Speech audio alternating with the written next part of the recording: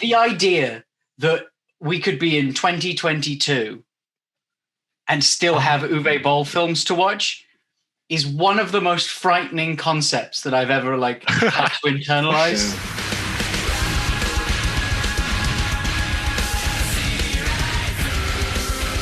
Hello everyone, and welcome to the second episode of the Uwe Boll Bowl, our video podcast series where we watch, review, and analyze every fucking film of visionary director, Uwe Boll. Last week, we took on House of the Dead, and this time we stick with the whole video game adaptation thing with 2005's Alone in the Dark. God help us all. My name is Tom, and joining me in moral support to get through this ordeal is Liam, Ellie, Drew, and joining us from the basement is of Uwe Boll's estate, one Neil Upton. Neil, say hello first. How's things down in the basement? Is Uwe with you? I've run out of Coke. Oh, no! Oh, no. God, no. You can't. Don't, please. This is so sad. Oh. Not with a Coke. And here I was thinking we needed some good news to start this off, because, oh boy, if this goes the way I think it is, we are going to be appropriating some Abkhani culture before the end of this. So, how are you all feeling after House of the Dead? Like, are you feeling optimistic that the Uwe Boll Bowl isn't going to be as bad as we think it is going to be? I am baffled, right? There are leaps in quality in every filmmaker's filmography. That's just a part of it, right? I've never seen a leap in quality so fucking drastic. It is remarkable. House of the Dead is a bad film that is fun. Alone in the Dark is less entertaining than the nasal irrigation I just finished. Just as a tangent, the nasal irrigation that you yourself built the device for. Yeah. I designed and then 3D printed a nasal irrigation pot because I've got a really bad cold at the minute. And it is like being waterboarded by a tiny little elephant. You weren't joking. You genuinely... No. See, I got the message saying, LP Mills, I'm 3D printing for 5 hours a nasal irrigation system. I thought, that, Liam. Genuinely did not believe you. Okay. Yeah, I've got water up here right now. It's fucking great. Goodness me. I'm still better than fucking Alone in the Dark. Historically, I have always referred to Liam as the Uwe Boll of nasal irrigation. I can see it. I mean, Liam's the only one out of all of us that Alone in the Dark isn't just a video game or a movie. It's a plan for tonight. It's a way of life. In a lot of ways, it's a way of life. Oh, I didn't choose this, but it chose me.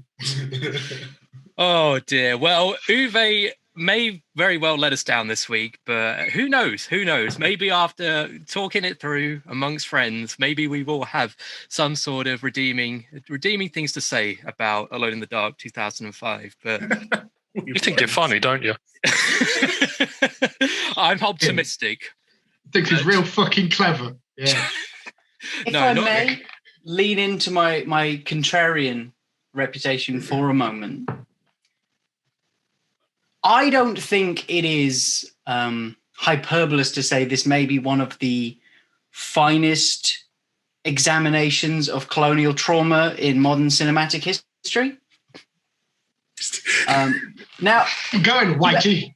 You may laugh, but if we really focus in on what this auteur is expressing in his work, we open with a framing device. The classic cinematic technique of a voiceover title crawl to support not only the in-sober but also illiterate audience members, and this framing device of a great evil encountered by a native tribe initially does seem like nothing more than a vaguely racist and flimsy excuse for national treasure, Indiana Jones style digressions. Birth of a Nation, yeah. But if we examine it a little more closely, the clear themes that we can all agree do permeate every inch of the precious celluloid upon which this film was crafted are present right from the beginning. Because if we look at the children of the the children of the orphanage who suffer at the hands of the film's central villain, they have their sense of selves stripped from them as they are subsumed into the forms of demonic creatures, which is not only a very deeply thoughtful presentation of how trauma can manifest later in life, but also it reflects the way in which many Indigenous people are culturally orphaned, as the result of the horrors of colonialism. Their weaknesses in their monstrous form are light, clearly a very obvious reference to the physiology of white colonial settlers, and gold, a clear suggestion that in order to succeed in a post-colonial world, buying into a hyper-capitalist perspective is really the only way to survive.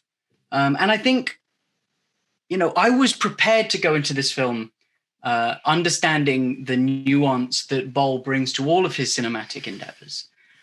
But I was surprised at the care and sensitivity and craft at play in this extraordinary work of true cinema. So you've gone too far, and we need to put you down now.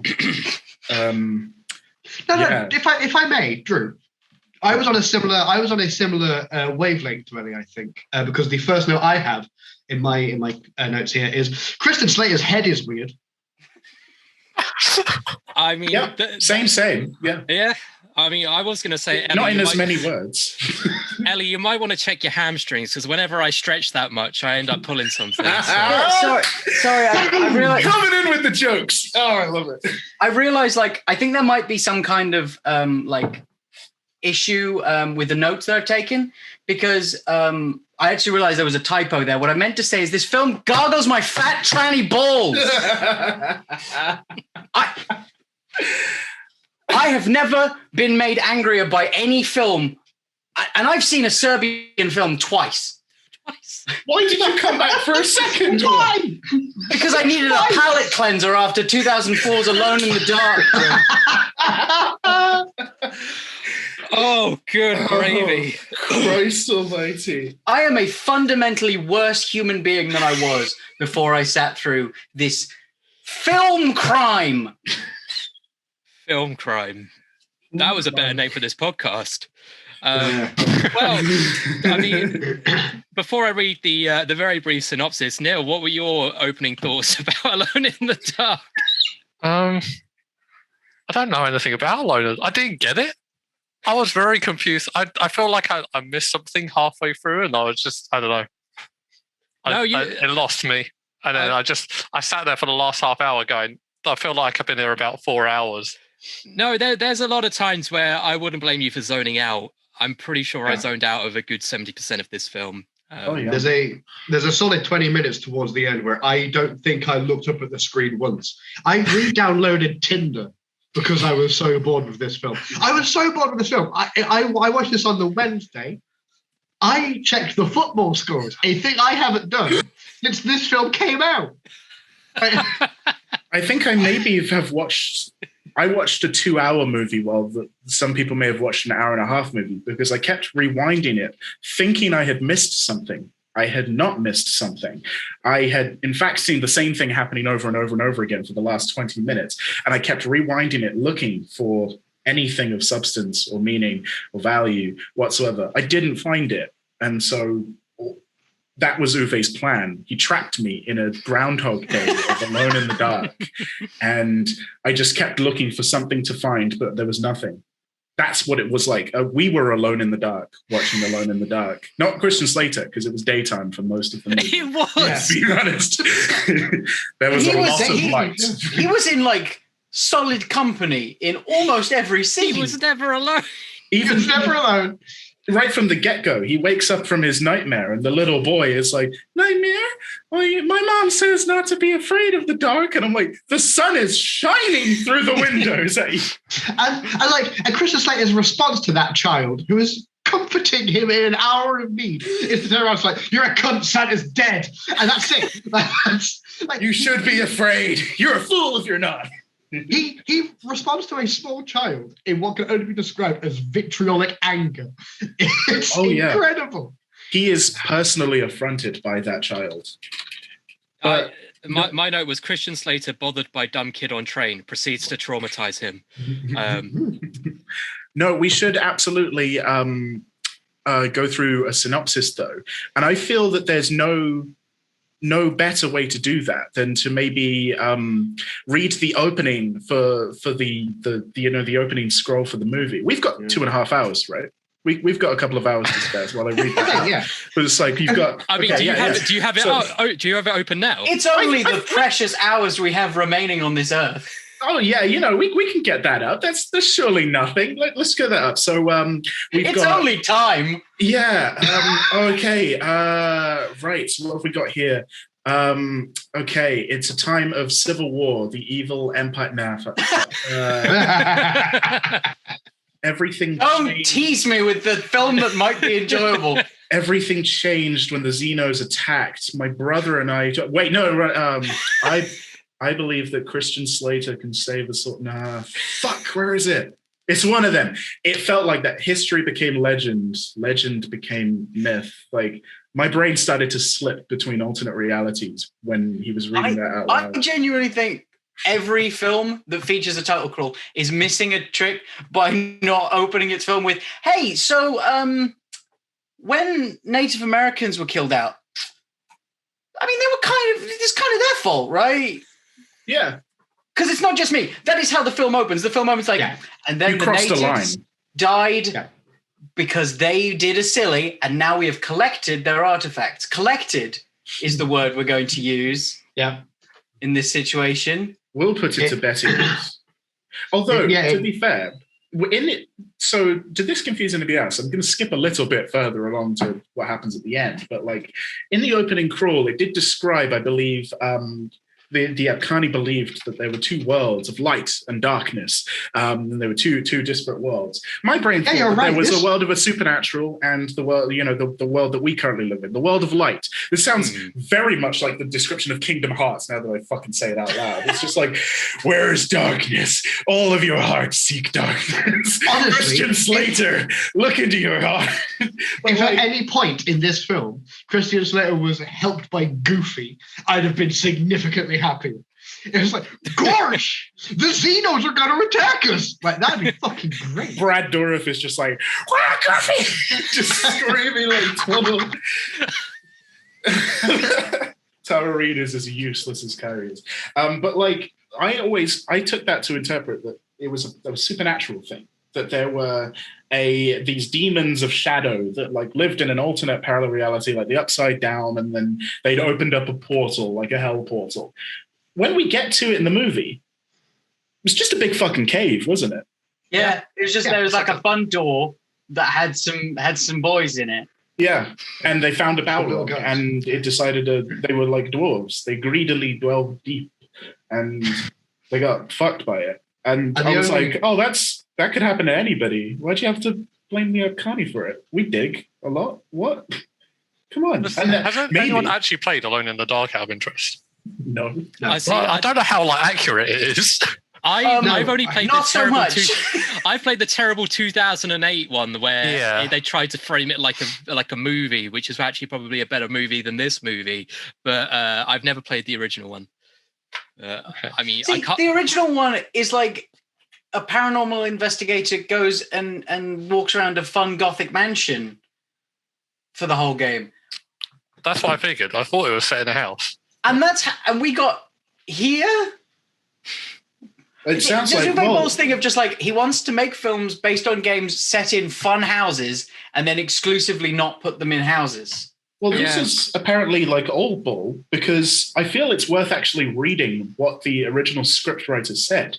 I found this on the sweet wiki page. Yeah. I know what I'm saying. Yeah. I read this instead of watching the film, and honestly, it's way more entertaining.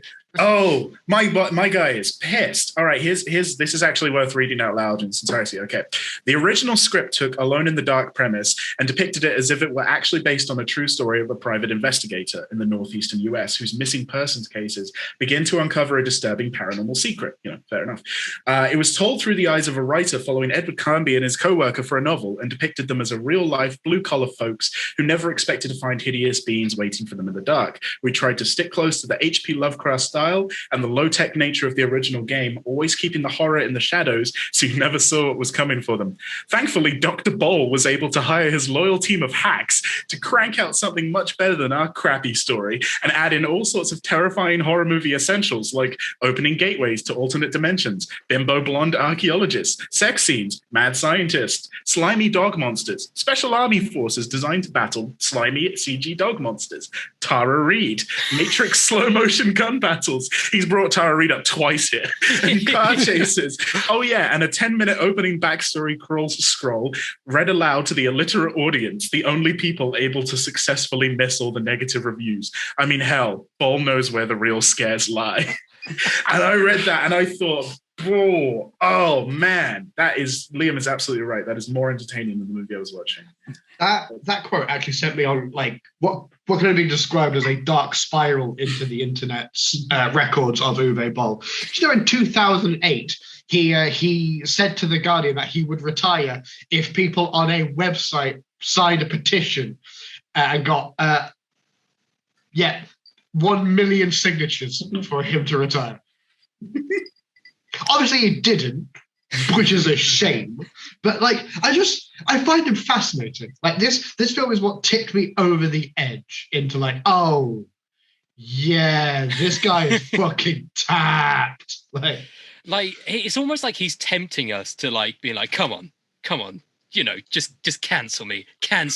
But like he just like somehow he's just still making this stuff. Like it's almost he's doing this in spite. He must be a better filmmaker. I can't believe this is the extent of his abilities. He must have more than this.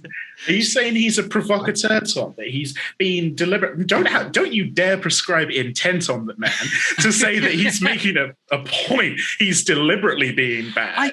Don't do that. How else do these films get greenlit? How? Well, okay, so I watched a documentary. I actually paid and bought for a documentary about Uwe Boll called "Fuck You All," an Uwe Boll story. It's very, very sympathetic to his look, but like Liam, I went down a rabbit hole. He's fascinating. It happens. And you just can't not look at his big head and think, "Ooh, yeah, I want to know what's going on in there." Yeah. Like, I just fascinated by anybody who wants to fight that badly that they will create 20, 30 movies just so that he can fight, just to fight people.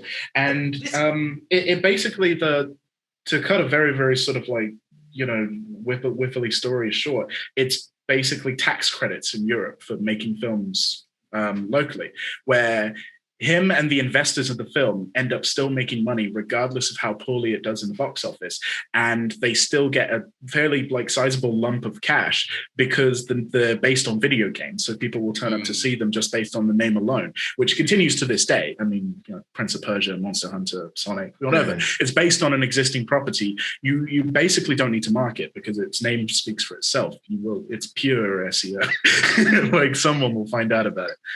Is Alone in the Dark the video game equivalent of Springtime with Hitler? What? He's Springtime with Hitler, from the producers. From the producers. Yeah. Oh, it's a fucking con game. What's fucking worse is that Alone in the Dark is the horror film equivalent of Grown Ups 2. Yes. Yes. That's Adam Sandler and his mates just like conning their way around various sunny locations. Incredible. Yeah, absolutely. We keep skirting around the fact that this film technically has a plot. I was going to say, it's at some point we do have to let Tom like explain what this movie's about. I don't know if I want to. But I'll do it in as quickly and as enthusiastically as possible. Edward Carnby, Christensen, is a supernatural detective who specializes in the occult and other paranormal subjects. He is apparently the subject of strange experiments.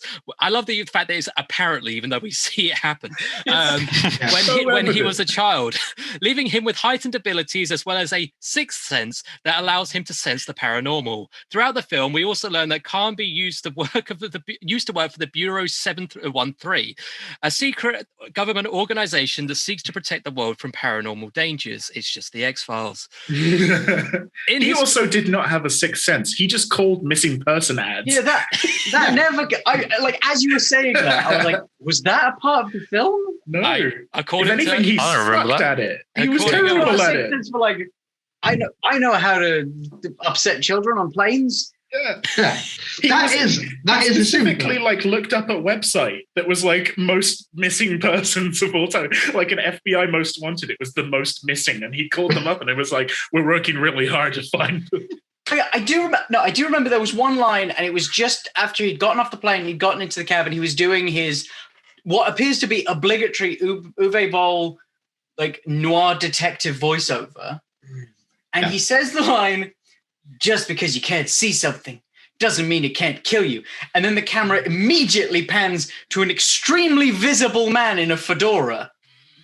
Yeah. And that guy. That's not a sixth sense, Christian Slater. That's recognizing an angry-looking man in a hat. What I love about that entire exchange, right? So he gets in the car, he's in the taxi, Shaggy from Scooby-Doo is driving. He is Shaggy. It's Shaggy from Scooby-Doo. And then he gets chased by the fedora man whose hat falls off, and then he does like a kind of Mr. X thing. And then like an irresponsible amount of bongos begins to play. Yes. Like it's like he's been chased across like what looks like it could be Chinatown in about 8 different cities, and the entire time the fucking soundtrack's like Yeah, every time. constantly. And then he shoots him, and he's like, the guy takes a fucking shot and just keeps walking. And Christmas Slater's like, not enough bullets, I guess. And just cries like 5 more times. He's like, this isn't working. It's like, yeah, no shit. He just fucking shrugged off a bullet like he's Mr. X from Resident Evil 2. Absolutely. I have to correct you there, Liam, because his fedora does not fall off. He very explicitly removes his fedora prior to ramming his taxi into the taxi that Christian Slater is. Yeah. Because as any good supernatural assassin knows, if you're going to ram a car into somebody, you have to remove your fedora. Yeah. Absolutely. I also... Lady. Such a gentleman, unlike Christian Slater, who, seeing that a car is about to ram into the driver's side of the vehicle, leaps out of the window and yells to the driver, "Get down!" And I was like, "You've murdered the man more than the car." In telling that man to stay down, you have killed Shaggy from Scooby-Doo. Shaggy trusted you. Who will care for Scooby? It's not going to be Velma and her canonical lover, Daphne. It's worth noting that the Shaggy from Scooby-Doo taxi driver is played by Brendan Fletcher, who get used to that face because that motherfucker is like to Uwe Boll what Jimmy Stewart was to Alfred Hitchcock. Like, he is very much like he shows up in so many Boll films from this point onwards. He is the fucker's muse. He's one of the Uber boys. You can kind of tell in this film because that taxi driver gets a crazy amount of characterization for no reason. Yeah. Yeah. He gets more characterization than Tara Reid does in this film. whose entire characterization is sometimes is at work. At work and also woman. And womban. Yeah, incredible stuff. There is another half to this synopsis. Oh no! Yeah, there is another half. It isn't. There is. I feel like that was like an unconscious thing of like, please don't make us talk about another 45 minutes worth of film. We haven't even read the synopsis. We've just read the character description of Edward Carnby. We haven't described any events yet.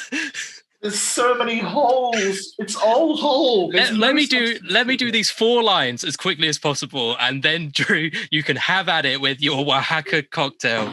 In his spare time, Carnby investigates the disappearance of the Abkhani, an ancient Mayan-like civilization that worshipped demonic creatures from another dimension.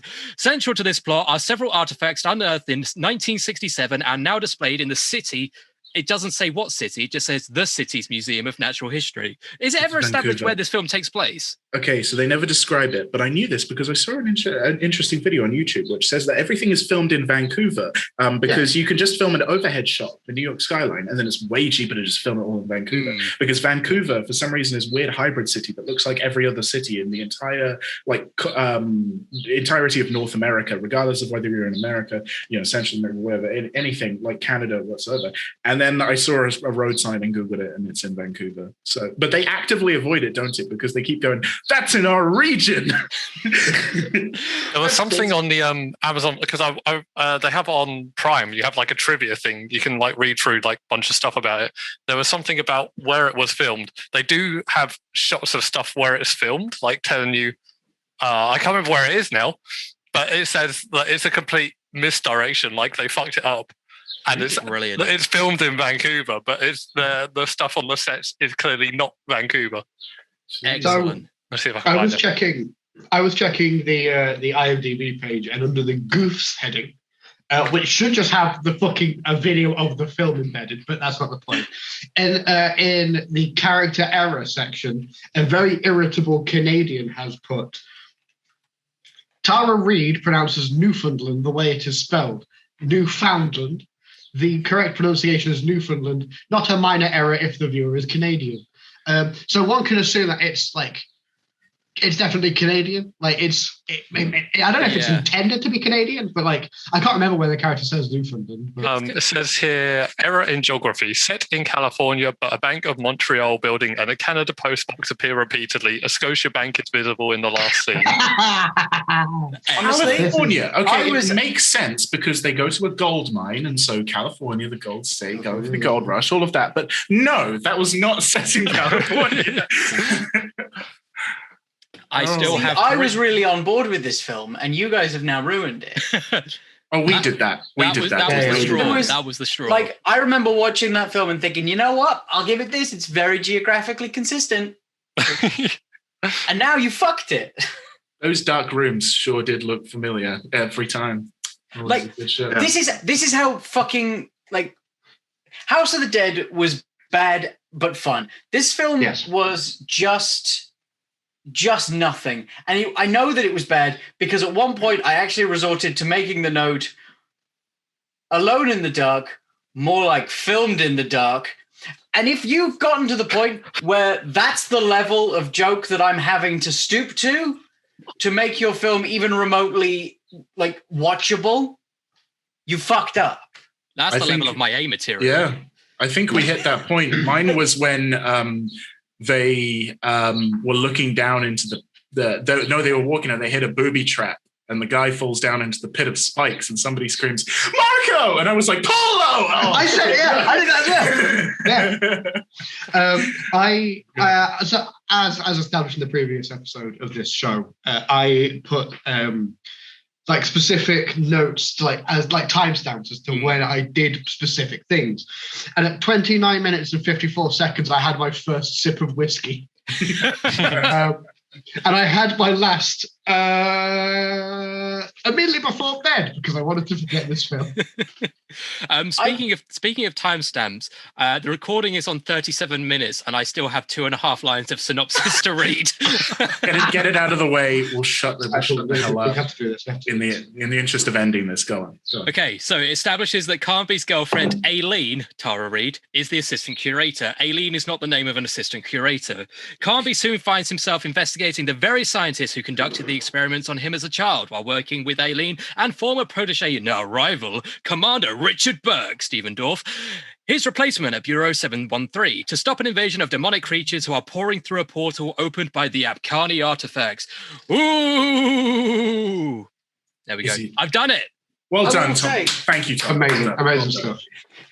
I will say it is amazing that they got Stephen Dorff in as the sort of his rival character, because every single time I have seen Stephen Dorff in anything, like every time I've watched Blade, I've thought, you couldn't afford Christian Slater for this film. Yeah, very true. He does try to out Christian Slater him on many an occasion, and it was great. You got to see them like do this weird like metatextual dick measuring between two identical looking men with vastly different levels of charisma. and the hairstyle. The Dorff is sporting a fucking powerful lesbian mullet in this film. Like, honestly, really, really impressive. Like, it's Slater's hair in this movie is one of the most gloriously fucking stupid pieces of continuity I've ever seen. Because it's not that his hair fucks with continuity throughout. Christian Slater's hair is basically consistent. He's got like Lego hair level of stability. Yeah. What's fantastic is that the opening scene shows him hiding in like an electrical like power station to avoid being shipped off with the rest of the orphans, and to preserve, like, to make it clear to the audience that like this is young Edward Carnby. They gave this kid like an approximation of Slater's hair, but in a way that was like they got it mixed up and they accidentally shipped them a photo of David Lynch to base the reference from, because that kid's hair goes like right fucking up. Initially, I was like, are they trying to suggest that this child has been electrocuted? Is that what it is? Honestly, it is honestly like they gave that child the hair of actual adult Christian Slater. Like, it's the same size as adult Christian Slater's head. Like, it's fucking massive on this poor child. Also, I do think that they were trying to imply that he was electrocuted, because later on in the film, they're like, yeah, you've got one of these fucking spine worms, but don't worry about it. You got zapped by lightning or some shit. Yeah, so, like, and that stops it. Yeah. It's dead, yeah. So, honestly, I think the David Lynch hair thing was on purpose. God, they did not make that clear. Oh, God. I Neil, didn't see that, but that makes sense. Neil, what's your opinion on Christian Slater's hair? He's got good hair. I like his hair. Good stuff. Make a film That's why about his you're in the hair. basement. We're not making an effort to rescue you. Also, while we're looking at the start of this film, the CGI of the airport was just offensively bad. Just offensively bad. Like, it was just a building and they just CGI'd a plane over it. Why couldn't they have just filmed outside of an airport? Yeah. Vancouver Airport, for instance. Example. The best part of that is that, as we all appear to have done, where we did some kind of weird deep dive into this film to essentially what it feels like justify the evening of our lives that we had robbed from us. Yeah. Is that so? This film had a $20 million budget, but it had an initial budget of $10 million. The studio, upon reading the finished script, gave Boll an extra $10 million that he spent exclusively on visual effects. And before I knew that, I thought the visual effects in this film, not too bad. Yeah. After I found that out, I feel like I should be given a gun now. So I think I mentioned this to you, Ellie. That very first shot where they show the aliens, which are called xenos, but they're not xenomorphs. Don't worry about it. Xenos! My blood was boiling. My blood was boiling. There's They're something not here. xenomorphs. Okay, But the very first time we see them, that looks really good for this film. They're like, it looks like an actual thing. It doesn't look like it's like rooted and, you know, has weight or depth to it, but it looks like a thing. And every other time you see them, it's just like a wet little guy. There's such a sharp drop in quality, and I think that the full 10 mil went to that first shot of the Xeno, and everything after that is just like, oh, just put a Dorff in another costume and send him out for half hour. Fucking hell. Just make the vague shape of menace. I'm gonna go drink some schnapps in my trailer. I do have to say, because we discussed this in House of the Dead, that we established without a doubt Uwe Boll is a man who has seen good horror films. He has seen them, and bless him, like the child's drawing that he wanted in the fridge, was just, he will attempt to copy them. This time around, it was Alien and Aliens, and bizarrely, a out of nowhere Evil Dead reference at the end. Like, Yeah. The final shot. The Ramo camera. right into the fucking face. And except, in the end of Evil Dead, he has this horrified, Bruce Campbell could do those amazing things with his face where he's like, oh, yeah. And this one, Christian Slater was like, what? We're still filming? Jesus. Just like turned around like he was surprised by the guy. But they were very, very clearly going for the alien and aliens with all of the soldiers going into the pit, except they neglected to have any terror because nobody really got killed by the Xeno. Just Xenos, wasn't it? Just Xenos. The exposition guard at the beginning, he gets killed by Xenos. Oh, the guy who explains, because that's the best character in the entire film. Yeah, Excuse the guy me, who keeps coming in and being like, Tara Reid is valid, and then leaves. That's his whole thing. Rob, the security guard. He's stuck in my memory because it's like Rob's really engaged in what's going on. Rob is like the curious guy who hosts a children's like cartoon TV show, and he's like, "What have you got for us today, Tara Reid?" And then he pauses, waiting for her to say the thing, and he's like, "Wow!" And then everybody's like, "You have a sticker. You found an artifact." Rob, the security guard, was amazing. He managed to they dismissed him because Christian Slater was like, "Rob, why are you here? Rob, why is Rob in the picture?" And he dismisses him away from the thing. Rob immediately falls asleep within 30 seconds of conversation and is then awoken by the image of something happening on the security. I always was baffled by that because something, the security camera monitors like flicker and he's like, "Oh, what is it?" And I was like, never has like buffering woken me. I don't know that would work necessarily. But no, surely I'm not the only one who noticed Mr. Hubbity Bubbity as absolutely. The moment that Greg turned up, it was like the highlight of the film. What was his name? He really cared about those lights getting up. Miles. They gave him a name, they gave him lines, and everybody was really suddenly interested in Miles. And I was like, that's what loyalty to Uwe Boll gets you. You're the lights guy in the army. Yeah. I literally, my notes all at one point there is just, "Greg's here, everyone," in all caps. Laugh track opens the door. Greg is there. Did I do that? Also, the sea captain is the goon in every early 2000s movie. Like, he's the big guy. He's the basement guy from Elf. He's the basement guy from Elf. Yeah. I looked into him because I know that face, and I realized, oh yeah, he's in everything. He was also in Watchmen. He's in Hot Rod, Voyage of the Unicorn, and also the TV show Fat Dog Mendoza. No way. I loved Fat Dog Mendoza. Fat Dog Mendoza was sick. Yeah. Oh. But yeah, apparently he's just one of those actors who just gets around with his big fucking face and body. I mean, he's got to be pretty affordable if after all those special effects money, they can still get him into Alone in the Dark. But general trivia: Uwe Boll stated on various occasions that he regretted having Tara Reid in the film. Okay. No. Okay, so here's where I anticipated that there may be some hate levied against Tara Reid. I will never be angry at Tara Reid. I can never be disappointed in Tara Reid. I know where her level lies. People keep hiring her and putting her in their films, and then people are like, "How dare you, Tara Reid? Tara Reid is the source of all evil in this film." Take away Tara Reid from Alone in the Dark. Is Alone in the Dark good?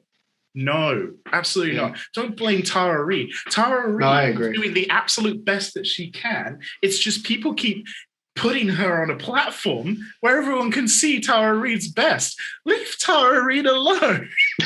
Well, that's the thing, right? So Tara Reid is putting in the performance that this film absolutely deserves.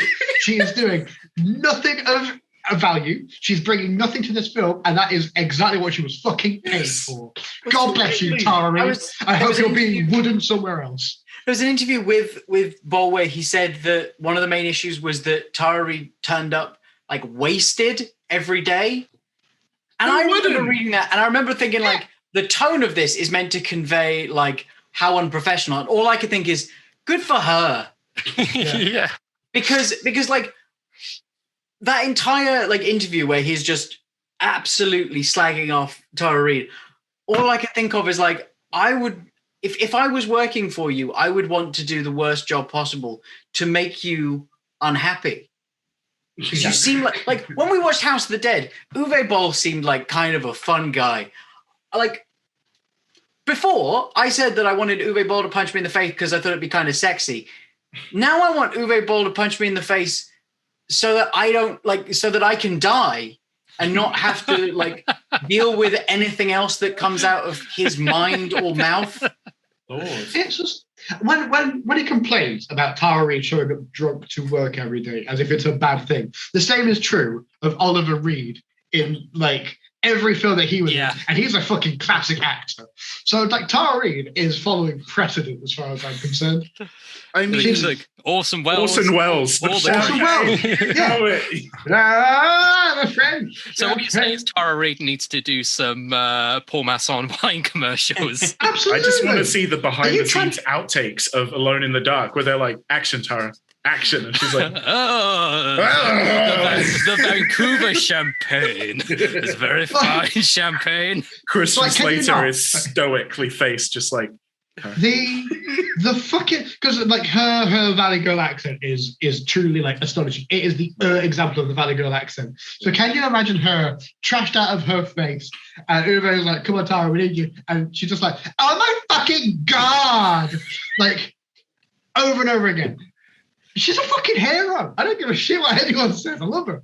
Tara prepared appropriately for this movie. Everybody else suffered needlessly and had no impact. Christian Slater gave it his best. He didn't give it his best. No, he gave. I've seen his best. Mr. Robot's pretty good, but he certainly said his lines like he partially believed them, and that I think was excessive. I think that was a waste. That was an economy of energy. That wasn't a good use of his time and effort. He could have said them on autopilot and daydreamed of the better projects that he would be doing later in life. It really did feel like it is so lucky that Christian Slater could deliver that level of charisma in his sleep, because that's absolutely what he was doing on set every day. Uwe Boll, you can complain about Tara Reid's workplace conduct. You cannot convince me that Christian Slater was sober for a day of shooting. There was also a lot of, when I was reading that quote from the original scriptwriter, which was, bimbo archaeologists.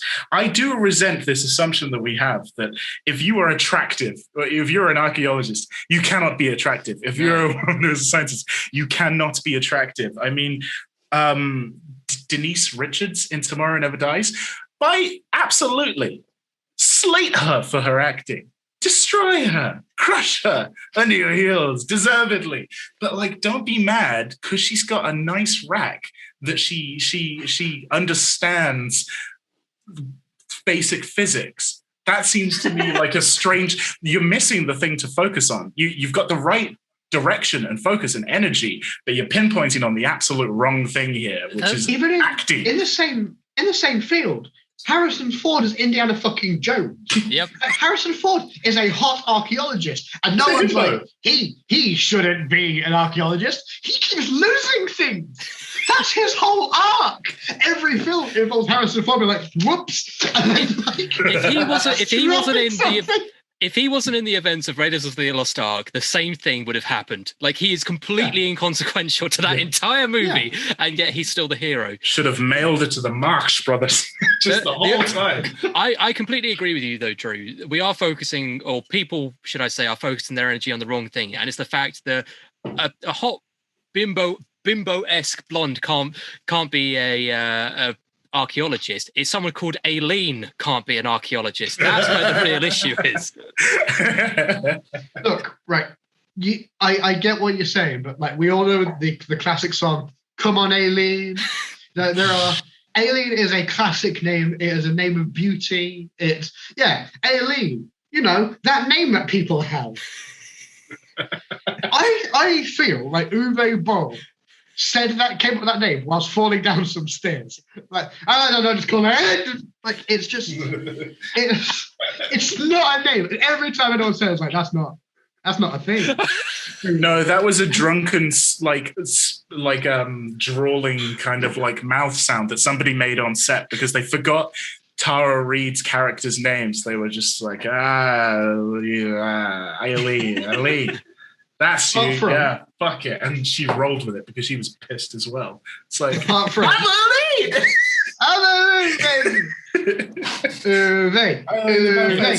But like, even Stephen Dorff, like, I actually in the digging and reading for this was like, I just Googled Stephen Dorff to just be like, what are you up to nowadays? What are you up to? Not much, just to say he's Stephen Dorff. I heard someone describe him as the guy that constantly almost has a career, which is fucking fantastic.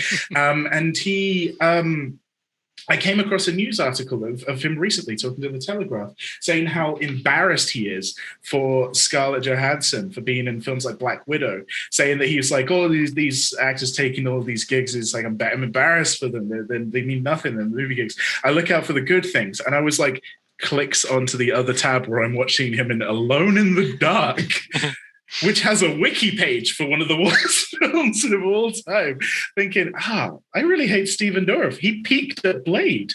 Wow. That's amazing. That's a low peak. That's a hillock. It's one of those things that He's like a hillock. you forget. I feel like you forget any film he's in other than Blade because he works for Blade. Like it feels like when they were casting Blade, they were like, for our villain, how about what if Frosted Tips were a person? Yeah. He's And for the Blade, Octopus. that works. Yeah. But the problem is, like, you try and put that in anything else, and it goes the way of Frosted Tips, which is like, everyone's like, we're going to pretend that didn't happen. We're going to put it in the 90s. We're going to, like, listen, Stephen Dorff, you're no Guy Fieri, okay? You don't get to carry that off into the 21st century. I'm sorry, just the level that you're at to be said, you're no Guy Fieri. Suck it, Stephen. Get fucked. We've talked maybe 5 minutes about the movie itself. I think that's fine. I think that's more than enough. It I'm hurts going to talk about it. No. I have so many notes, and all of them just bring me pain looking at it. I mean, the only thing. Everyone, shut the fuck up. Sex scene. Oh, I was going to mention that. Goddamn. Uwe Boll sex scene, everybody. Come on. What are we saying, everyone? What are we saying about the music that is playing throughout that sex 7 scene? seconds. 7 seconds. I feel like I've had this scene just like surgically removed from my mind. It's been lobotomized out It comes because out of nowhere. It comes out of nowhere. She breaks into his house, sneaks up on him, takes his belt off, and then music just goes, oh, yeah. Starts playing. She just starts crying. And he lives in a warehouse, which for some reason has an area sequestered off that looks like a Turkish Shah's bedroom, complete with one of those little like changing things where you've got like the little holes in it or something like that, with like Persian rugs all over the place, and there's fucking crates in the background. Like, honestly, if you told me at that point that Kristen Slater's character is meant to be like a sultan, I would have believed it is the most baffling set direction I've ever seen. Also, that song, that 7 Seconds to Go song, do you know what that song's about? No, go on. Civil rights. Uwe Boll took a song about black civil rights in America and played it over 2 people awkwardly talking. No, let me Google that. No. My favorite thing about that sex scene is that it only exists in the and it's obviously what is widely available in the extended version of the film. You're telling me I watched the extended edition on Amazon Prime? In like a lot of in some like DVD re-releases, the scene was cut. Now, most of the time, when scenes are cut from films, they're cut for content reasons. You know, it's like, oh, it's too extreme, or hateful, or anything like that. I love the idea because it is not a particularly explicit sex scene by any means. But I love the idea that they were like, I think we should cut this scene. It's like, oh, is it too offensive? It's like, no, I just don't think anyone should have to look at it. I think they did a bad job, and I think we should take it out of the movie. Yeah. It could not have been them, because it was just some very, very like close-up, rapid edits of various skin tones sort of There was a point pushing where each other. It did look like two beige crayons being rubbed together. There was a real moment of like, that's not a person, is it? This is where I think perhaps I don't remember this, because on the very, very legal stream that I found of this, I have no memory of this, which leads me to believe that I now have to rewatch Alone in the Dark. Oh, no. that I can check No, out- no. Don't, You really Tom, don't. please. You really Please, don't. You don't. That was the Please. point where the mouth of madness opens to accept it. Yeah, it's all well and good saying that this film is like deviates massively from the games, because those games have a lot of like Lovecraftian eldritch horror themes, and that was as close to looking at Cthulhu I have ever felt. And watching these two people, like I discovered that in Strange Aeons, even death may die. Like it is Non-Euclidean as I shapes gaze rubbing into Tara together. Reid, as I gaze into Tara Reid's gaping anus, like, I saw things. I think we are ignoring one really significant and egregious element from the sex scene, which is that at no point do either Christian Slater or Tara Reid exclaim whether or not they are going to hubbity bubbity. Yeah, And I no, we consider don't know. that to be a deeply egregious problem. Like that is like to not include what at this point I can only assume is Uwe Boll's personal sexual catchphrase. I'm I don't still wanna in the think about dark. that. I'm still, if you'll forgive the pun, in the dark about what hubbity bubbity actually means. Was it the act of intercourse or was it the act of orgasm? Because he said it before he started, but the aim was to hubbity bubbity regardless. That's At the what real point did tragedy the- of Greg as a character in House of the Dead, is that, you know, we never get to know what it was that like it would be like if they ended Citizen Kane before we found out that Rosebud was just like it's like just as Greg is dying, he drops the snow globe. Hubbity bubbity. And then they find out that like Hubbity Bubbity was the name of his childhood toboggan. Is this the only time that God. House of the Dead has been compared to Citizen Kane? Yeah. Listen, if we're working on the sliding scale of the Uwe Boll Bowl, Yep. Yeah. You're not wrong. Talked You're about not wrong. stretching earlier. What he's doing. Oh, Fucking Mrs. Fantastic. This is incredible right now. Just like reaching for Citizen Kane where it doesn't belong right now. But we should absolutely talk about music, which was the thing that I've been most occupied with since watching the movie. And I have to say that there is one that I absolutely unironically love, and I think it's a banger. It would have won Eurovision. That's the most I can say about it. This song would have won Eurovision, and it was Wish I Had an Angel by Nightwish, which is an absolute banger. It sounds like something that Lordi would have made. And this is why I say it would have been something that won Eurovision, because it's that kind of, I picture them wearing lots of costumes and makeup, and they have horns and like lips with really, really long tongues on their guitars that are just like thrashily playing, and a lady is wailing in the background. It's not anything that I've usually heard from Nightwish, but I loved it. So, do you know what Nightwish actually looked like? No, Oh, yeah. Nightwish looked like Czechoslovakian Evanescence. There's no other way of I see describing it. it. Yeah, They look like Czechoslovakian Evanescence. That is exactly what I pictured when you said that. See, And what it apparently looks to be Serge Tankian in the background with that beard and goatee. So it's they've got- 2005. Well, as soon as that song came up in the film, I had to like pause and just go have like a quiet moment, because I saw Nightwish live in 2004. What? No, you didn't. No. I did do that. That is a thing that I did to myself. How did you ever think you were a cisgender?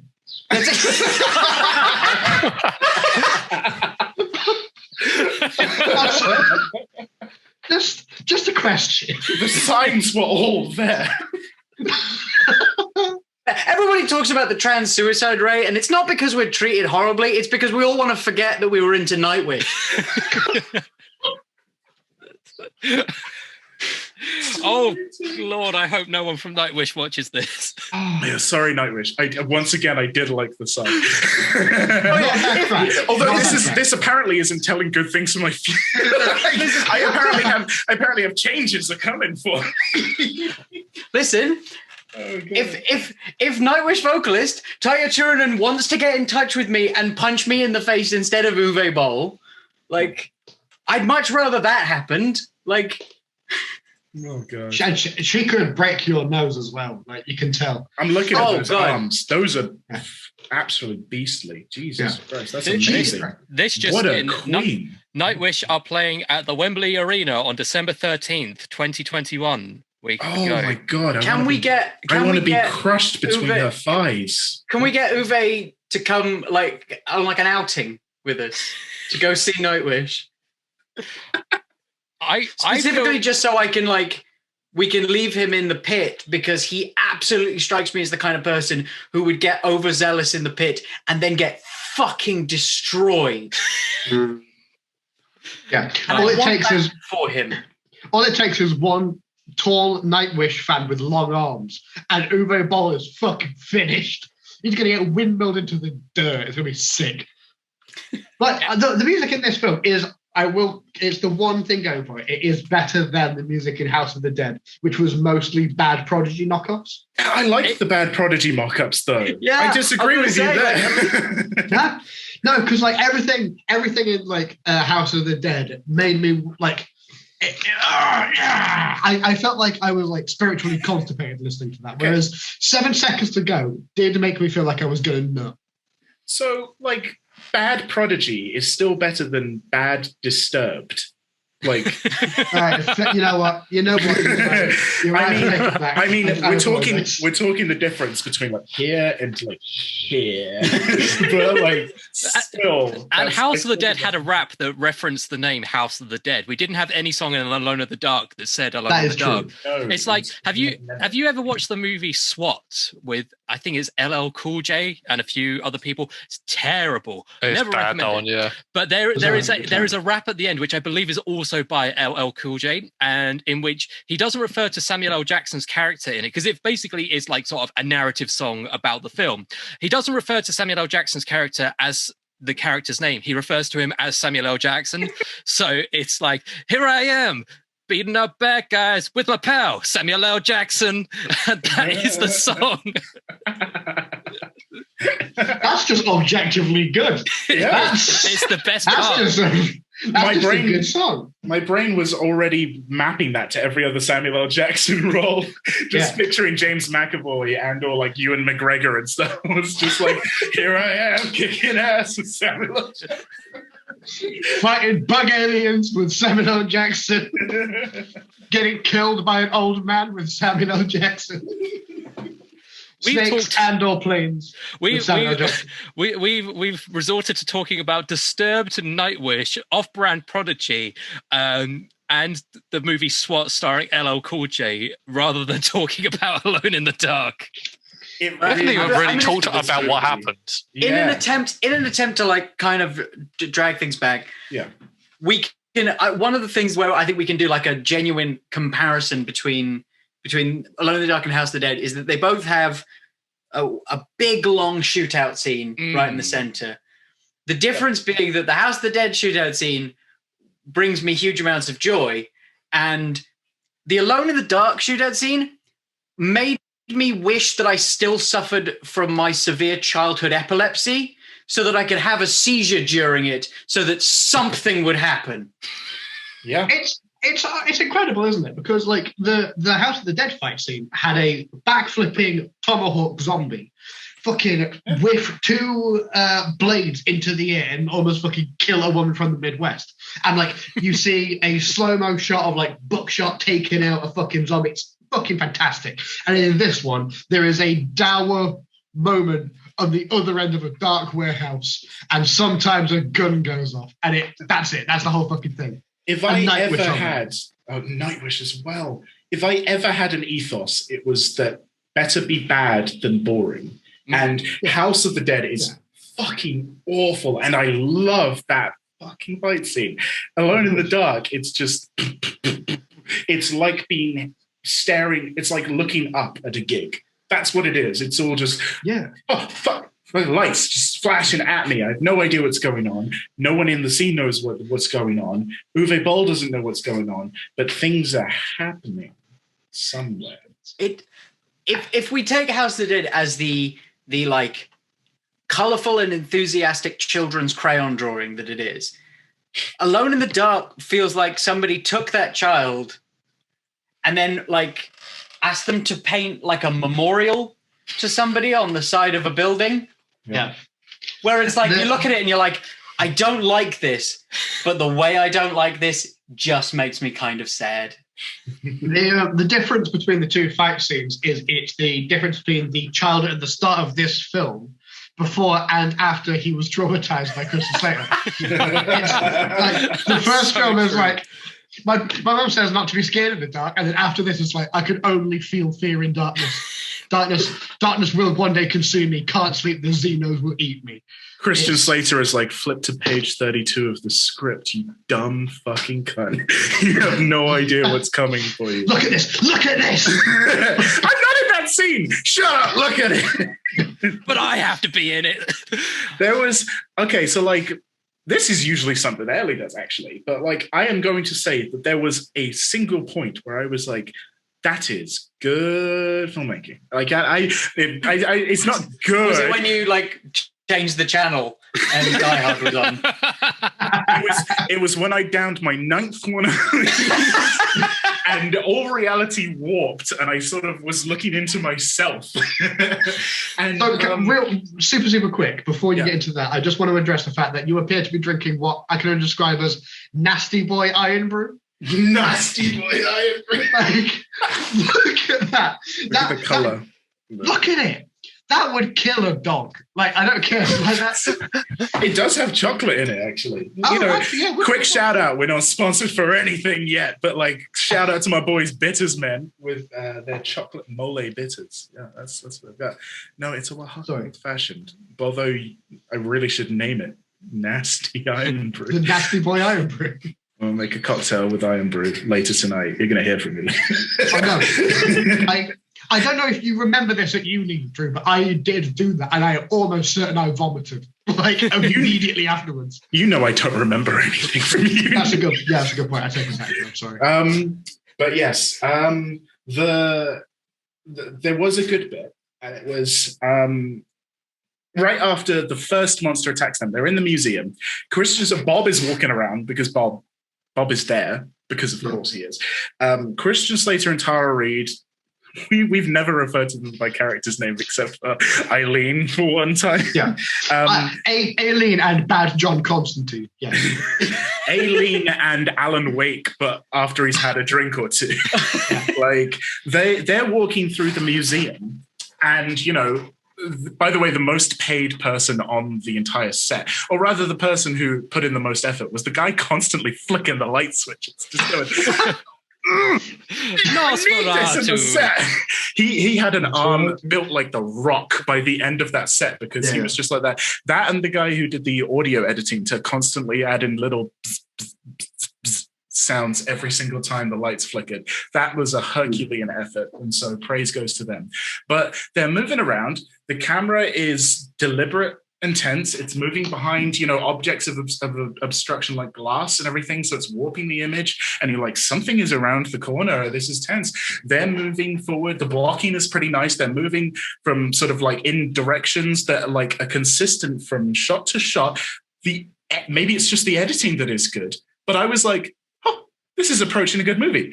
Then it continued for 6 minutes, and I thought, oh, that's why they shot a lot of this, and they accidentally made 3 shots that were good. Yeah. out of 50. And my brain, searching alone in the dark, searching for the light, found these 3 like actually well-made shots. that I guess Uwe Boll was like a drunk or asleep that day, and some rookie cinematographer who just come out of film school thinking, oh, I'll be a grip on my first day in like an Uwe Boll movie in Germany. And he just took the camera because Uwe Boll was like raging at Tara Reid for being drunk or something. And he just let his talent shine. And that's all I have to say, is that there were genuinely 3 shots that made me go, oh, good. That's a good. I'll take it. So that is an example of subtlety in the work of Uwe Boll, a thing that I don't think we address enough. Like, he is actually a very subtle filmmaker, such as when they go to the orphanage and the music is basically someone just going, innocence, innocence, innocence, innocence, and little children are playing, and it's so charming and nice. Like, there are that entire scene, I was sat there just like hands over my shoulders, like, yeah, this is Uwe Boll has discovered what themes are, I think. Like, it's very cute in that moment. It did have 2 moods, the soundtrack. There was either just, this is nice and happy, and then there was dum, dum, dum, dum, dum, dum. Oh. Yeah. You know, it wasn't so much music. Well, I mean, it depends on your definition of music, but that's a whole other fucking side thing with just music being sounds. But like, it was just spooky sound. Spooky sound, and then just like it was that for an hour and a half. The soundtrack in this is music in the same way that 2004's Alone in the Dark is a film. Insofar as it's like, yeah, technically speaking, but like, if you polled 1,000 people on the street, they might. But that's in the same way as saying, like, cyanide is technically edible. Once. Yeah, you can do it once, yeah. Yeah. I mean, Alone in the Dark, like, it is a film you can watch. Like, there isn't a law stopping you yet. One can dream. There were a few things that weren't, by no stretch of the imagination, good things in this movie, but there were some moments which I did thoroughly enjoy. The most paramount of them was the Abkhani artifact scanner, which I can only presume is a trademark that Uwe Boll himself owns. Because that device, all it does is just go, that's Abkhani, that's all it does. Yeah. It's an I reckon computer program. They're like, yeah, we've replaced the entire field of anthropology with what appears to be a guitar tuner. It's amazing. It's a fantastic device. I feel like this is a very, very good opportunity to talk about the technology of the time, because not only did you have like the best, like, I am doing techno, type and kind of deal. You had that one lady, the man in the chair, the lady in the chair in this instance, the one with the little cap on, and she was just constantly moving back and forth between screens going like, do you have your position? We triangulated them now. Scanning, and just constantly just like moving around, tapping keys. And she was amazing. But like, you could just see all of the screens with like poor resolution 3D objects rotating, little lines of the matrix code materializing in front of. I could feel the guy playing Gallagher in the background, just going like, don't know what I'm doing here. Absolutely. Like, that was the best, worst. Like, it's not the worst typing I've ever seen, but it was the worst with trying to look technical. Because at the end of the day, that military operations plan was to walk into the dark with guns and shoot the thing that you want to be dead. And they're talking about like, we've set up a perimeter, hacking into them now, coming online now. There was a point where a lady was doing some like AR shit with a like a alien sentry turret, and she had like a glove on, like a power glove, and she was she went like this. Literally, this was the recreation. She goes like, and the turret goes, and she turns to somebody and goes, that was the end of the scene. I was watching that and thinking, like, that's my favorite way to test like autonomous weaponry is wave my soft, fleshy woman hand directly in front of the barrel of the gun, and then go like.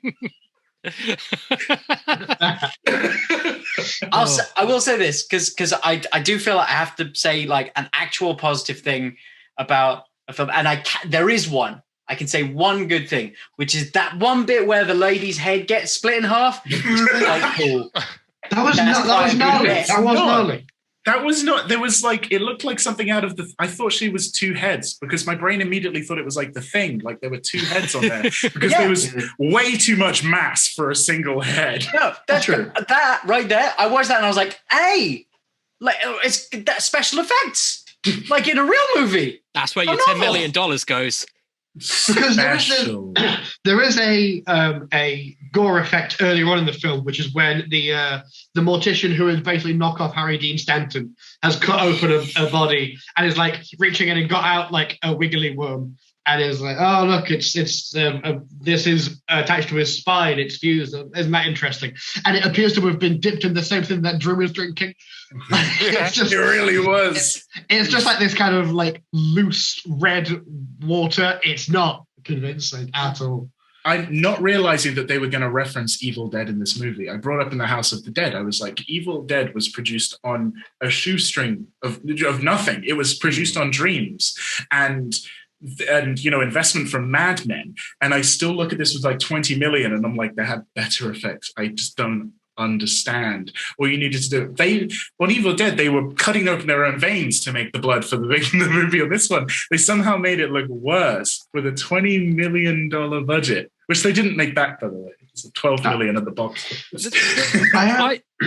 I remember going back to the fight scene as someone who has less military knowledge than the Amish. I noticed, I was like, they're skateboarding helmets. They're not helmets. They're skateboarding helmets. No, it's worse. Yeah. That's pinball armor. They got it from a fucking pinball range. That's not a joke. They couldn't afford real body armor. Are you serious? Pinball range. That's real. Yeah. No way. Pinball armor. Oh my God. Yep. No way.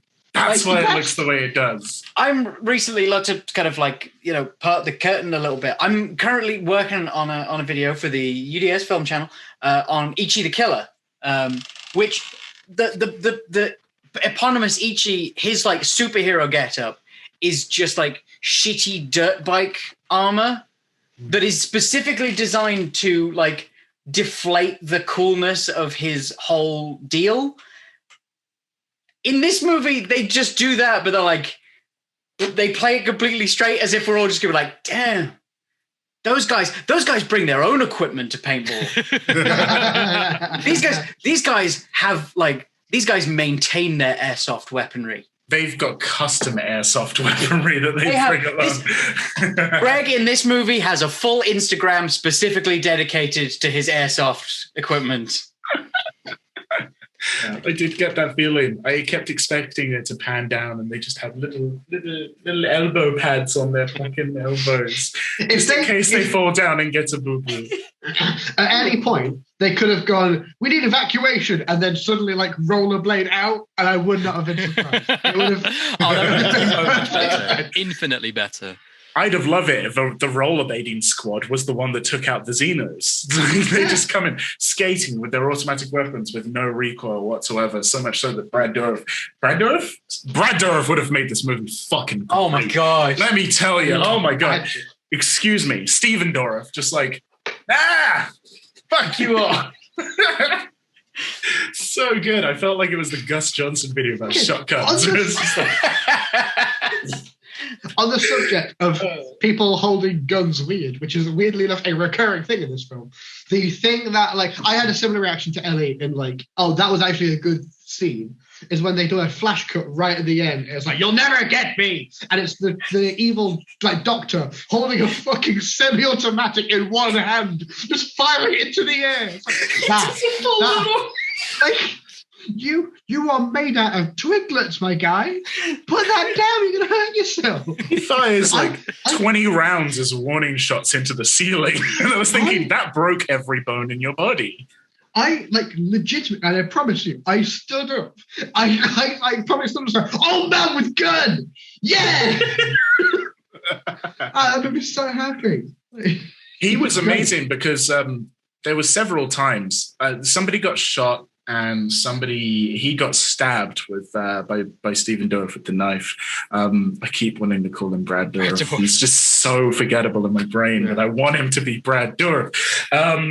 He gets stabbed with him, and everybody does that whole kind of like Tropic Thunder doing a parody of Platoon with the "oh no, I've been killed." Falls to the ground with a little shake of the titty like every time. Yeah. They really, really went in on the deaths like that. I really appreciated it. Why was he injecting their blood into him? Did that do anything? No. Don't worry about it. Oh yeah, does anyone fucking... I don't remember anything about this fucking plot. Why anything happened? What happened? I liked that at no point does anyone register that like this dude... What was his fucking name?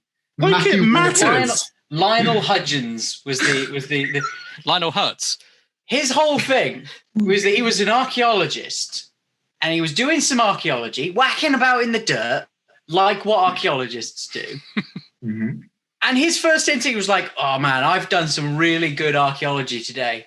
And I feel like as a fun little treat, what about some child experimentation? Sorry. Where's that jump come from? Like he goes from archaeology at one point to MK It's incredible. Yeah.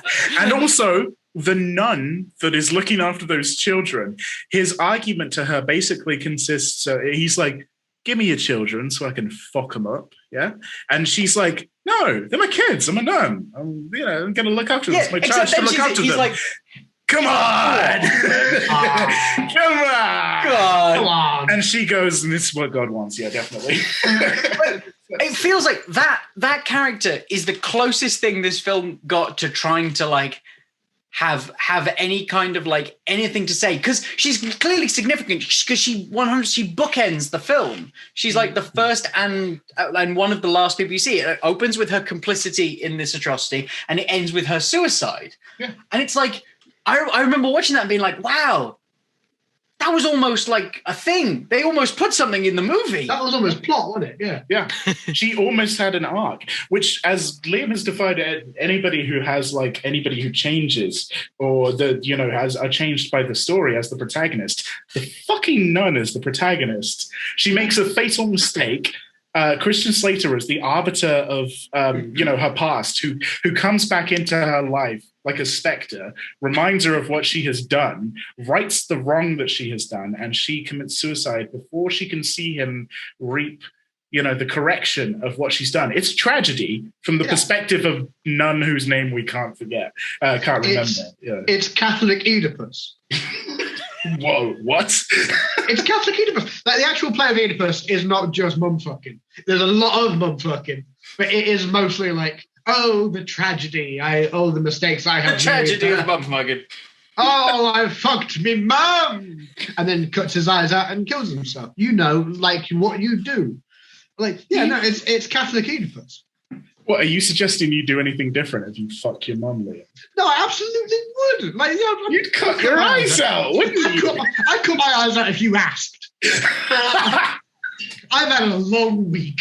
Liam, there is about 5 different sentences you said there, which I am absolutely, without a shadow of a doubt, going to clip and post on social media and ruin your career. So...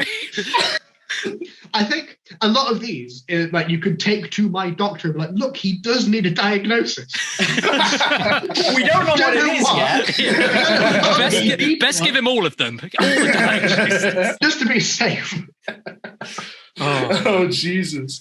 But there was the nun was definitely like an attempt to be a thing, but it's really, really true that like it does not feel finished as a story. Like for anything, because maybe this is another point where Neil's starting to be like, what the fuck is going on? Where they come outside of the dark, they've blown up. Did they blow up the whole cave? Whatever. Doesn't matter. That's the point. You don't know. They come outside and they've evacuated the whole of Vancouver, York City. And everybody, it was California, Vancouver, Francisco. And they have evacuated the entire city by 8:45 in the morning. It's very specific to say that it's 8:45 in the morning. I don't know why. Yeah. It's a little bit like that bit in The Happening when it tells you the time. And you're like, why? But then like Because that was also the only instance in the film where they did that, if memory serves, Yes. right? It's the only time it's like, hey, look, it's super important that you know that this is like now. Well, we don't need- 8:45 in I the think morning. there are It doesn't literally three necessary. scenes where that happens, because at the end of the Amazon Prime thing, like whether it's the director's cut or whatever, it has like a textless scenes that they've left in after the credits. No. I was scrolling through the timeline, Right. assuming there was a post-credit scene, but no, they just left like random bits in. It's bizarre. So it truly wasn't finished. The point I was getting at is that it doesn't feel like the story ended with any kind of possible pathos or like any kind of narrative arc. It does not rhyme in any way. Like there is no journey that anybody goes on. No one has answers, and no one like has a fatal flaw that they overcome. It was truly that I think he ran out of the 10 million, and they fleshed the 10 million out with another 10 million of shitty xenomorph dogs. Well, I think one thing like what's nice, because obviously this being our second foray into the Uwe Boll Bowl, is that it means that we can now start to put together a patchwork of how his oeuvre connects with one another. And the one that I like, I'm glad I wasn't the only one who was thinking that. Harry, come on now. You're letting us down here, mate. You can't put that on me. I was just saying a friend's word. You don't implicate me in this bullshit. No, have you ever heard of the thing, tall poppy syndrome? You've grown too high, Ellie, and we're going to cut you down. But there is one thing, like, there are things that his films have in common, with being, bad and Greg.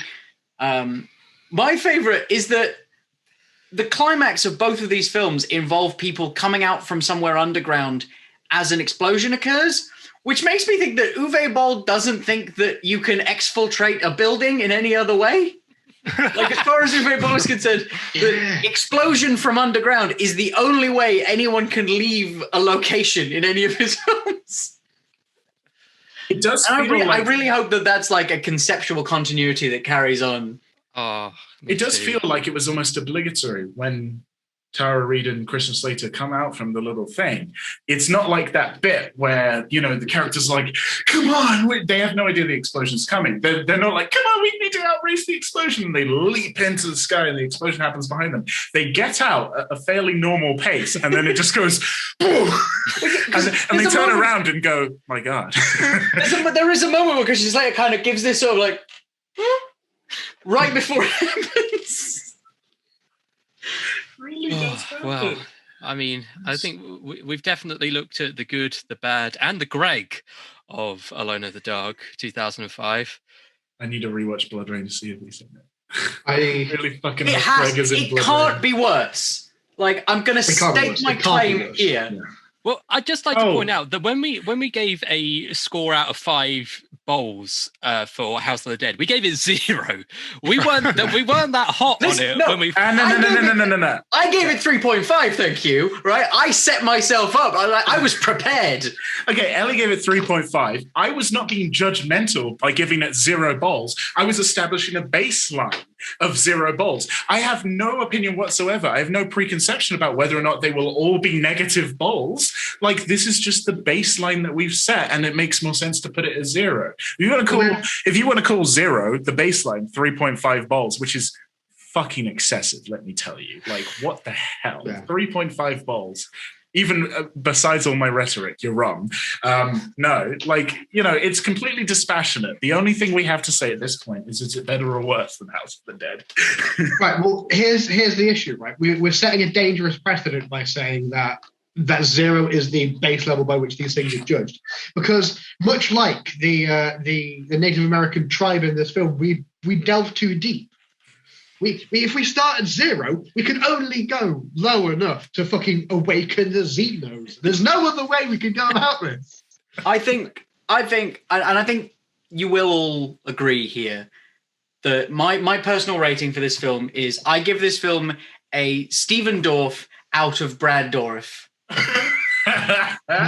You're on something. Yeah. That's what this film feels like. Somebody went, hey, do you want to come meet Brad Dorff? And then you go in there and like 2021 Stephen Dorff is in the room. Yeah. He locks the door and begins to hit you with a bat. I decided to look into the reviews on various aggregate websites to see what people thought. And because this is famously, we haven't actually addressed this, but this is famously agreed to be one of the worst films ever made. Yeah, that is 1% on Rotten Tomatoes, which there have been some zeros, but not many. That is impressive to be 1%. And like very few of those films that do get that low of a rating also were $20 million in production. Like this is unprecedented. So I decided to look at like actual reviews. My favorites were Matthew May, who gives it 1 star and says, "So bad, piece of garbage." That's got 3 people found this helpful. Jackson Gutzler writes, "This movie is complete shit. I'll hate it so much. It is shit." Ellie, I didn't know you were writing under a pseudonym. These are all Ellie. A year They're all ago, written today. They're all just trying to goad Uwe Boll into punching them. And me. I don't want to have to keep doing this. There are 2 more reviews. One that I wrote down. I can't find it here, but Hell Knight number 1, not to be confused with the second Hell Knight. Hell Knight number 1 writes, "I don't think it's as bad as people say it is, but it's still not very good," which I like. And then this next one is Point Blank. Who wrote this a year ago, 1 star review. "It's a trash." You can look up the reviews. It's like the 4th one down. It is literally the words, "It's a trash." It's incredible. This film breaks people. It turns people into morons. I thought you were saying it turns them Italian. Or the 1 5-star review saying I enjoyed it. I thought there would be, after seeing the awful reviews and seeing several Watch Mojo videos, I decided to check it out. And they say, but what's funny is that they go, the only complaints I have is that the movie are the directing, Tara Reid's performance, and the unnecessary sexy. So they've criticized 2 of the essential aspects of filmmaking.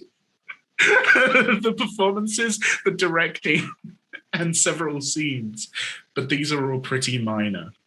That's amazing. I would like to make it known that in the editorial Rotten Tomatoes 100 worst movies of all time, based on the various rankings, that Alone in the Dark is number 42, the 42nd worst film of all time. Directly below the 43rd worst film of all time, 2002's Master of Disguise, starring Dana Carvey.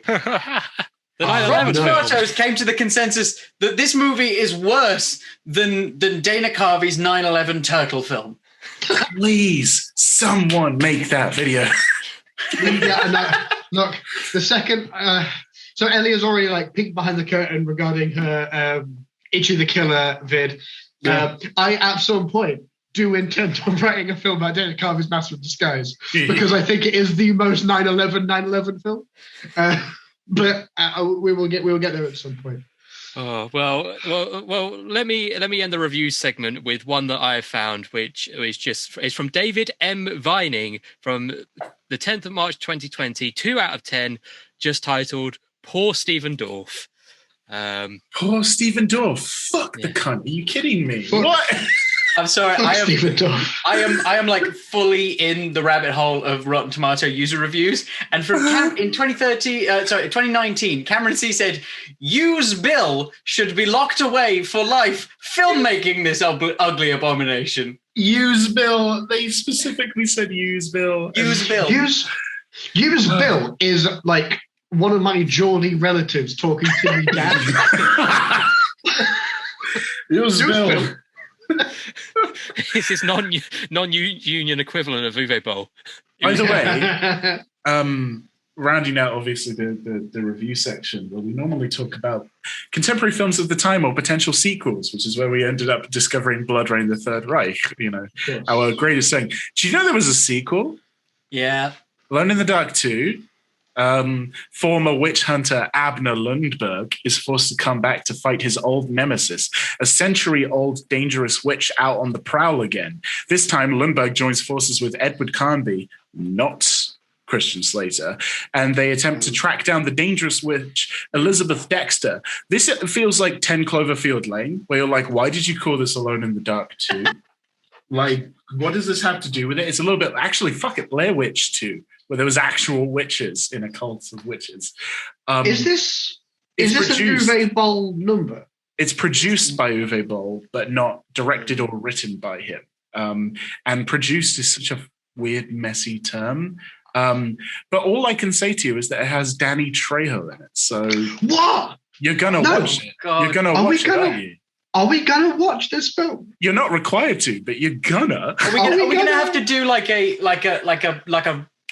lightning round episode at the end of all this of the tangentially related films? Like the weird director's cut of House of the Dead where he gets kidnapped by the Taliban. Yep.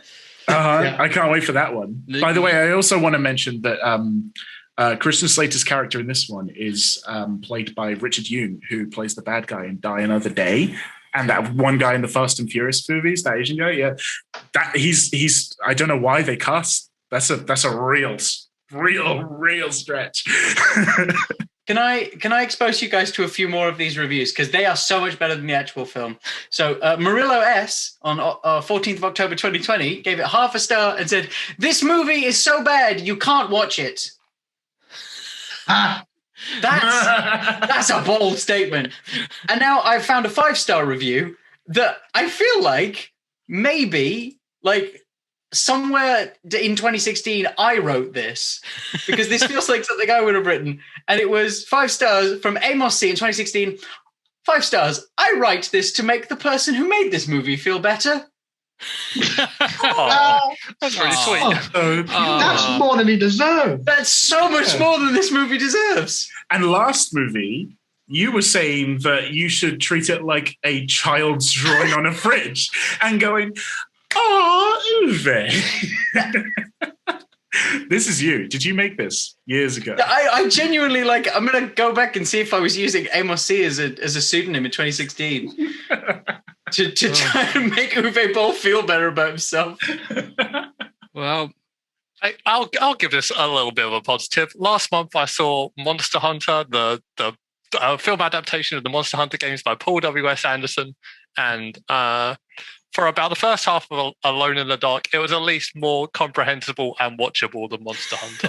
False. So, no, Ellie's going to fight you on this one. Because at no point do I didn't get... Listen, if you made this exact film, but every so often Mila Jovovich was just in this really antagonistic relationship with Tony Jaa, then there, you've got me. You've got a film. You don't get to not have Mila Jovovich angrily fighting over water with a man in a shipwreck, and then try and claim that there's anything about that film that could be improved by not including that. Oh, sorry. I'm just glad Alone in the Dark didn't finish halfway through a fight scene. If you're going to give me Alone in the Dark, give me it with an opening of Ron Perlman in big fake mutton chops. Okay, yeah, that was pretty good. Ron Perlman. The more you talk about this, the more my brain is transplanting them, seeing that they were exactly the same thing, just the names of the people. Instead of Ron Perlman in mutton chops, you have Stephen Dorff somehow there. You have Tara Reid and Christian Slater tips on his mutton chops with frosted tips because he is frosted tips. He doesn't need them. He is frosted tips. Yeah. And then you've got Tara Reid and Christian Slater instead of Tony Jaa and Mila Jovovich. Which is amazing. But although Christian Slater does kick like Tony Jaa throughout the whole movie, so God, is this a spiritual sequel? we really can't get bogged down again in this garbage fucking film. We have to finish at some point. The people at home have to stop listening at some point. They already have. They already have. They absolutely already have. However, there is that in the chase scene at the beginning of this film. there is a bit in which Christian Slater is lying on his back and then does like a kind of Michael Jackson flip up into the air and kicks a guy in the face. And I literally went, ha ha! What? I've written down no leg kip up. It's incredible. It's an incredible scene. The last thing I have to leave you, I normally fixate on the script and the lines that people say. And the last thing I have to leave you with, because we didn't discuss them, is because there were less of them, amazing lines that people said, because we had a lot to talk about in House of the Dead. My main one has to be, if you were trying to build a puzzle, why would you hide the pieces so far apart? Which is incredible, because you're like, you don't want it to be solved. That's the point of a fucking puzzle. Yeah, that's wrong with it. Tara Reid's never done a puzzle before. Tara Reid's like, why would you make so many of them if you wanted it to be put together? Like, what? And like, she's so thrown by it, and it makes me think that it was an ad lib, and she's absolutely destroyed and has no idea what's going on. And then somebody else on the military, the lady who was constantly going like, everybody in possession, blah, blah, blah. She goes, all heat signatures are motionless. You are clear. And I'm like, maybe they're just standing still. I don't know. Maybe. Not long after that scene is my favorite line of the film, where Christian Slater descends into like the hell dimension big cave thing, and looks around and goes, "We shouldn't be here." And as he says that, he's looking at a skull wall. Of course you shouldn't be here, Christian. That wall's made of skulls. We shouldn't be here. What gave it away? Was it the skull wall? Is that and the where on the boat where the guy is like, it's a box made of pure gold. It's fucking massive. It's the Ark of the Covenant. And he's like, oh, yes, the Afghanis believed that it was a magical portal that could do all of these things. And he's like, nowadays, we don't even remember why we value gold. And I'm like, it's fucking shiny. Okay? We know full well why we value gold. It looked good. See, all of this, I feel like ties in perfectly with, would anyone like a quote from the man himself about this movie? Go on, please. Yes, please. So upon being interviewed and being asked, the disastrous experience of making and releasing this film, and he was asked, what did you learn from this? And his response was, that a script matters. Oh, my God. Fucking what?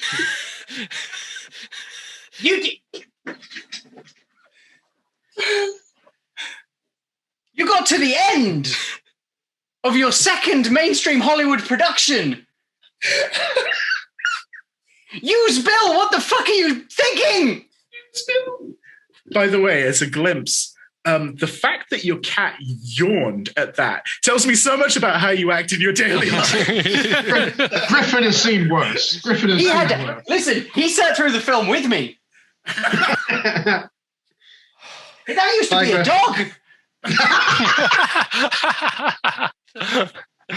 And on that bombshell, Yes. I think we're going to have to end this cursed thing. We've done it. We've done it, everyone. We talked about Alone in the Dark. We don't have to talk about it again. It's done.